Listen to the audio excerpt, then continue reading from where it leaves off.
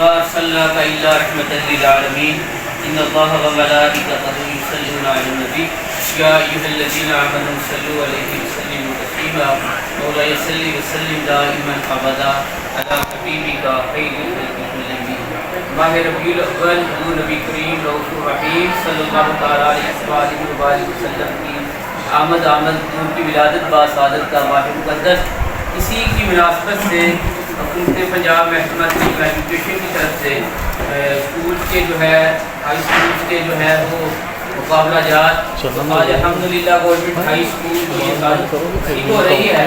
اس میں مقابلہ حسن نعت حضور خاتم النبیین صلی اللہ علیہ وآلہ وسلم کو اس تقاریر مضمون نویسی کا، تو اس مقابلے کی صدارت فرما رہے ہیں ہمارے محترم سینئر ہیڈ ماسٹر جناب سجاد اشتیاق صاحب۔ تو مقابلے کا باقاعدہ آغاز اللہ رب العزت کے مقدس کلام سے میں ہی سورۃ الکوثر کی تلاوت کر کے کرتا ہوں، اس کے بعد پھر طلباء جو ہیں کیونکہ حسن نعت کا مقابلہ شروع ہو جاتا ہے۔ اعوذ باللہ من الشیطان الرجیم بسم اللہ الرحمن الرحیم انا اعطیناک الکوثر فصل لربک وانحر ان شانئک هو الابتر صدق اللہ العظیم۔ مقابلہ حسن نعت میں وانی کے طالب علم سب سے پہلے تشریف لائیں ذات سید عالم صلی اللہ علیہ وسلم وانی کے طالب علم۔ اس سے پہلے محترم جناب سجاد احمد اشتیاق صاحب سینئر ہیڈ ماسٹر وہ خطبہ استقبالیہ جو ہے وہ بیان کریں گے۔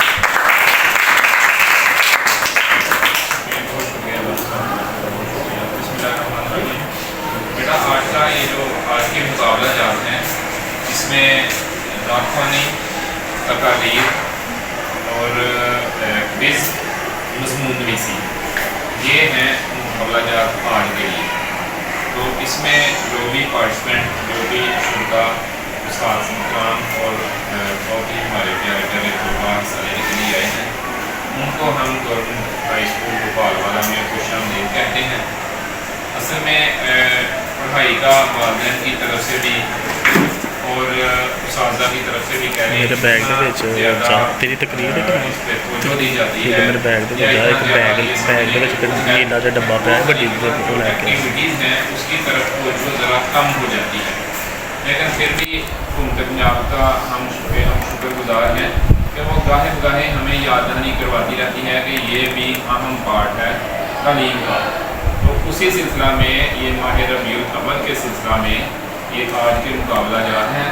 اگرچہ پارٹیسپیشن بہت کم ہے لیکن پھر بھی چلیں، وہ جو کہتے ہیں وہ سکوٹر کی ہڈی لے کے آ گئی تھی وہ ایک مائک خریدنے کے لیے، تو اس سے ملتا تو نہیں نا یوسف، لیکن پھر بھی اس نے کہا کہ میرا نام آ جائے گا، لیکن چلیں ہمارا نام تو اس میں آ جائے گا نا کہ ہم نے اس میں حصہ لیا تھا اور اپنی ہم نے کوشش بھی کی تھی، اور انشاءاللہ اللہ تعالیٰ پوزیشن بھی دے گا۔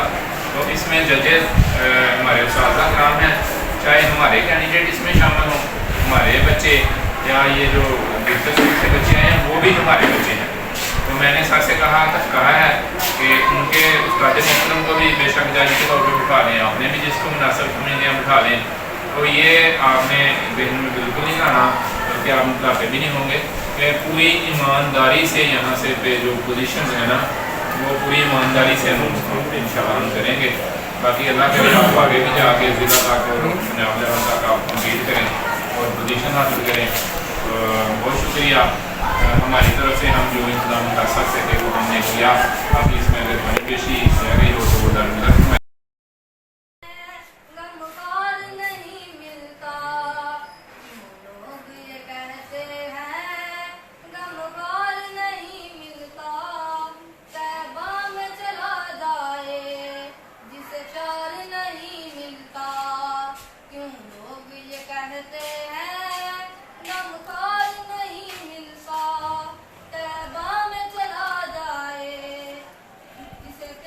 نہیں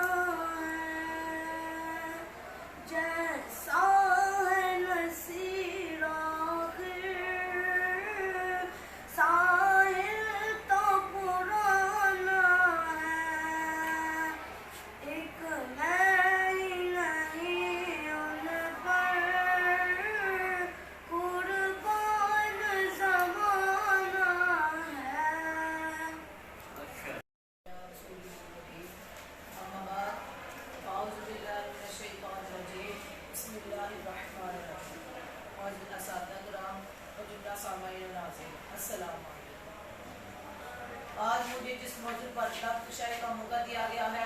اس کا عنوان ہے سیرت النبی صلی اللہ علیہ وسلم.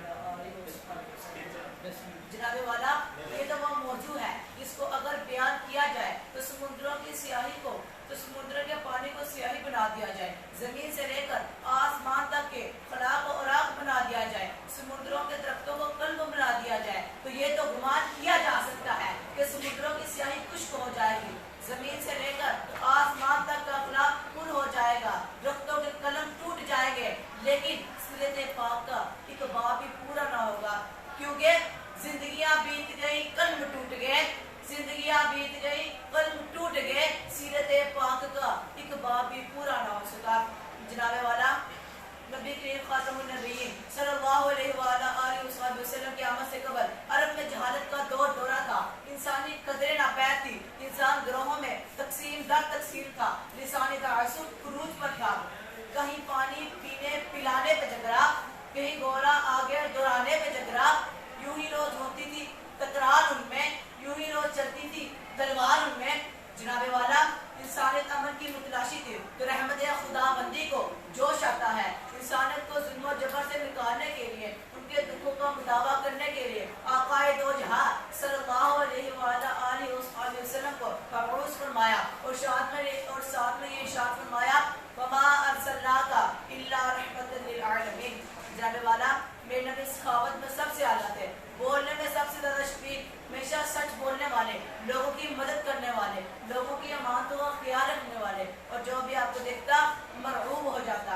اس نے یوسف کو دیکھ کر کٹ گئی تھی انگلیاں, اس نے یوسف کو دیکھ کر کٹ گئی تھی انگلیاں, لاکھوں نے جان دے دی میرے مصطفیٰ کے واسطے, کہ اب میری نگاہوں میں جچتا نہیں کوئی, جیسے میری سرکار ہے ویسا نہیں کوئی, تم سا تو ہنسی آنکھ نے دیکھا نہیں کوئی, یہ شان لطافت ہے کہ سایہ نہیں کوئی, یہ شان لطافت ہے کہ سایہ نہیں کوئی.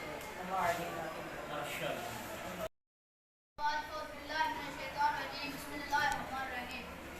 معزز صدر نام اور میرے ہم افضل ساتھی, السلام علیکم. وعلیکم. آج مجھے جس موضوع پر لفظ شائع کرنے کا موقع ملا ہے اس کا عنوان ہے سیرت طیبہ کی روشنی میں معاشی استحکام کی حکمت عملی. جناب صدر, میرے جیسا کم علم اور کم سکن طالب علم اس عظیم ہستی کے بارے میں کیا گفتگو کر سکتا ہے جس کی عظمت خالق و کائنات کی زبان میں یوں ادا ہوئی